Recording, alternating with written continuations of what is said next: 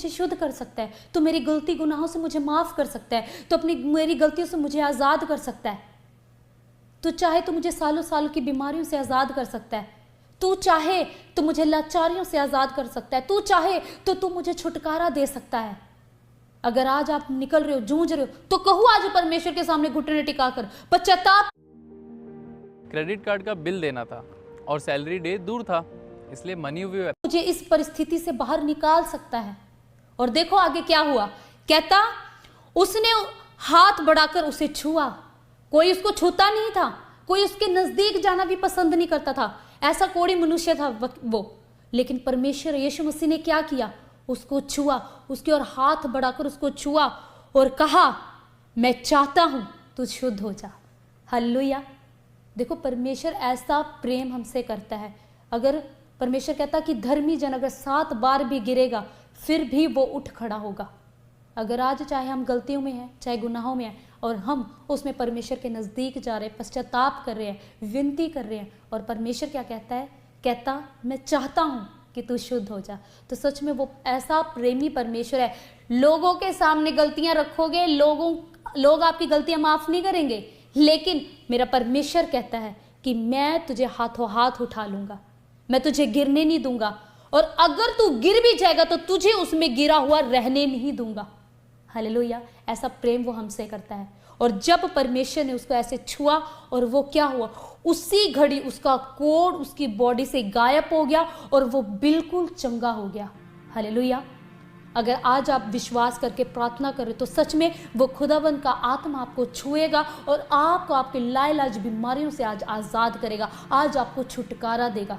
लेकिन अगर आप चाहते हो कि वो आशीष आपके जीवन में बनी रहे, तो उसके बाद उसने क्या किया, हम क्या करते हैं, खुदावन ने हमारे जीवन में काम किया और काम करने के बाद हम क्या कहते हैं, ओके परमेश्वर आपका धन्यवाद। लेकिन उसके बाद का भी प्रोसेस है, उसके बाद भी जो काम जो बातें आपको ध्यान रखने वाली हैं वो ज़रूरी हैं। अगर आज आप परमेश्वर से चंगाई, छुटकारा, आज परमेश्वर के कार्यों को मांग रहे हो, तो परमेश्वर के कार्यों को आपको भी करना है।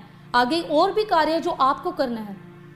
उस कोढ़ी व्यक्ति ने कहा और परमेश्वर ने उसको चंगा किया, और आगे क्या होता है, कहता और उसका कोढ़ तुरंत जाता रहा। हालेलुया। उसी समय वो चंगा हो गया, उसी समय वो हील्ड हो गया।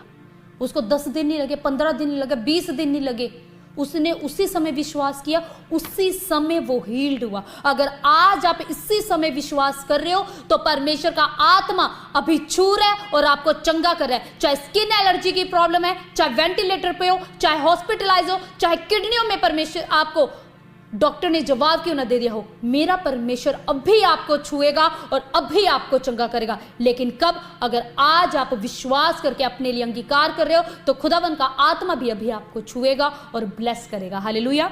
उसके बाद क्या हुआ, जब वो कोढ़ी मनुष्य को यीशु मसीह ने क्या कहा, कहता किसी से ना कह, परंतु जाके अपने आप को याजक को दिखा और अपने शुद्ध होने के विषय में जो कुछ मूसा ने चढ़ावा ठहराया है उसे चढ़ा कि उस पर गवाही हो। हालेलुया। अब हम क्या करते हैं, परमेश्वर ने हमारे जीवन में कार्य किया लेकिन हम उसकी गवाही नहीं देते। अगर खुदावन ने आपके जीवन में काम करा तो दूसरा स्टेप आपकी लाइफ का है, पहला स्टेप प्रेयर करना, जब परमेश्वर काम करता है तो दूसरा स्टेप आपके लिए है गवाही देना, टेस्ट मनी देना। आपको अपनी गवाहियां जरूर देनी है। जब आप अपनी गवाहियों को देते हो तो खुदावन आपके द्वारा आपके जीवन से जो बंधन है वो तोड़ता है और आपको और भी नई गवाहियों के साथ आपको तैयार करता है, और भी नई नई अद्भुत गवाहियां आपके जीवन में लेकर आता है। हालेलुया। और थर्ड स्टेप उसने क्या किया, कहता जाके अपने याजक को दिखा, गवाही दे, अपने याजक को जाकर गवाही दे। और तीसरा, जो मूसा की ओर से जो चढ़ावा ठहराया गया है वो जाके उसे चढ़ा। हालेलुया।